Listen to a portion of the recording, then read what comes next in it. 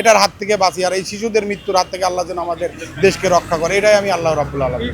বর্তমান যিনি প্রধানমন্ত্রী হিসেবে দায়িত্ব পালন করছেন তার সঙ্গে যে সরাসরিভাবে দেখা হবে এভাবে হাত মিলাইতে পারবে, এটা আসলে কখনো ভেবে দেখিনি। আল্লাহর বান্দাদের জন্য, আল্লাহর মাখলুকের জন্য বললাম, এবং ইখলাস আর ইমানদারি পাবো, এর বদলে জান্নাত পাবো। এদিক থেকে তারা আল্লাহর রাস্তায় খরচ করে। আমি মূলত আসলে এখানেই জাতীয় ঈদগাহে আসি, এটা জাতীয় জায়গায়, এখানে জাতীয় খতিব নামাজ পড়া, এটা আমার খুবই ভালো লাগে।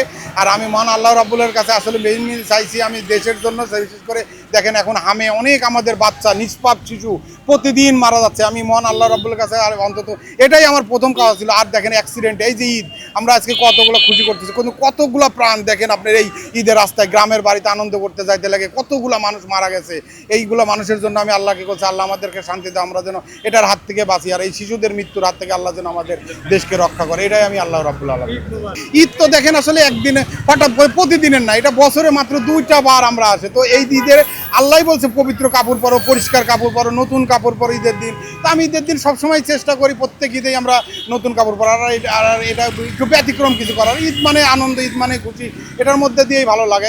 এটা আমার পবিত্র মক্কা থেকে নিয়ে আসা, এটা আমি পড়ছি, এটা আমার ভালো লাগছে, ঈদের নামাজ পড়তে আসছি। এখানের অনুষ্ঠান নামাজ অনেক সুন্দর হয়েছে, জীবনে এই প্রথম আসছি, ইচ্ছা ছিল আসলাম, ঢাকায় ঈদ করলাম, মেয়ে অসুস্থ এই জন্য ঢাকায় ছিলাম, দেশের বাড়ি চলে আসছি গতকালকে।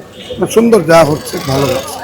আমার মূলত উদ্দেশ্য ছিল যে এবার ঈদের নামাজটা আমি বাইতুল মোকাররমে বা জাতীয় ঈদগাহ যে কোনো একটা জায়গায় পড়বো। তো আশা করি আল্লাহর রহমতে আমার মনের আশাটি পূর্ণ হয়েছে, আলহামদুলিল্লাহ।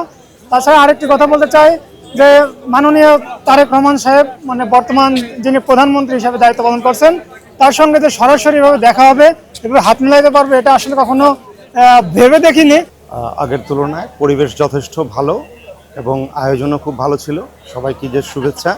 আশা করি ঈদ সবার জীবনে শান্তি বয়ে আনবে। আলহামদুলিল্লাহ, আমরা খুব ভালোভাবেই ঈদের নামাজ আদায় করলাম এবং পরিবেশটাও খুব ভালো ছিল। সিটি কর্পোরেশনের সার্বিক তত্ত্বাবধান বেশ চোখে পড়ার মতো। অবশ্যই ভালো লাগতেছে, আরও আজকে স্পেশাল ডে, স্পেশাল দিনে সবাই একসাথে একত্রে থাকা, এটা তো আসলে ভালো লাগারই একটা অংশ। দুইটা ফেস্টিভ্যাল, তার মধ্যে এটা ওয়ান অফ দ্য গ্রেটেস্ট। তো আমরা আসলে এক্সাইটেড, এবং আমরা দেশের নামাজের পরে দেশের জন্য এবং সারা পৃথিবীর মুসলিম উম্মার জন্য আমরা দোয়া করেছি, এবং স্পেশালি আমাদের বাংলাদেশ যেন সুন্দরভাবে চলতে পারে। বিভিন্নভাবে আমরা তো অনেক পিছিয়ে আছি, বিশেষ করে অর্থনৈতিকভাবে আমরা যেন অনেক বড় ভালো আগাইতে পারি। জনাব তারেক রহমানের নেতৃত্বে যেটি সুন্দর বাংলাদেশ উনি উপহার দিতে পারে। বাইতুল মোকাররম জাতীয় মসজিদের সম্মানিত খতিব